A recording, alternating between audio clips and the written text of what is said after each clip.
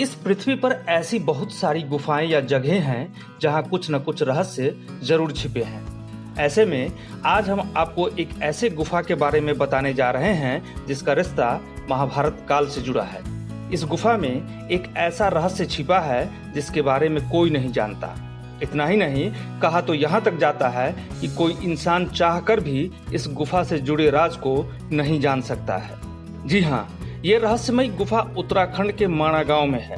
उसी माणा गांव में जिसे भारत का आखिरी गांव या यूं कहें कि उत्तराखंड का आखिरी गांव। रहस्यों से भरी इस गुफा को ब्यास गुफा के नाम से जाना जाता है।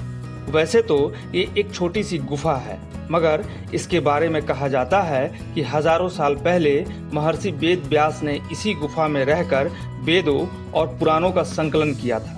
मान्यता ये भी है कि इसी गुफा में वेद व्यास ने भगवान गणेश की मदद से महाभारत महाकाव्य की रचना की थी। ये गुफा अपनी अनोखी छत को लेकर भी देश भर में चर्चित है।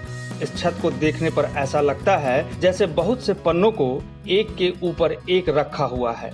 इस छत को लेकर एक धारणा ये भी है कि ये महाभारत की कहानी का वो हिस्सा है जिसके बारे में महर्षि वेद व्यास और भगवान गणेश के अलावा और कोई नहीं जानता है। मान्यता है कि महर्षि वेद व्यास ने भगवान गणेश से महाभारत के वो पन्ने लिखवाए तो थे, लेकिन उसे उस महाकाव्य में शामिल नहीं किया। ऐसे में उन्होंने उन पन्नों को अपनी शक्ति से पत्थर में बदल दिया। आज दुनिया पत्थर के इन रहस्यमय पन्नों को व्यास पोथी के नाम से जानती है। खैर, महाभारत का ये खोया अध्याय सच है या फिर कोई कहानी, इसके बारे में तो कोई नहीं जानता। लेकिन पहली नजर में तो व्यास गुफा की छत ऐसी ही लगती है जैसे उस पर कोई विशालकाय किताब रखी हुई हो। न्यू इंडिया पोस्ट की रिपोर्ट।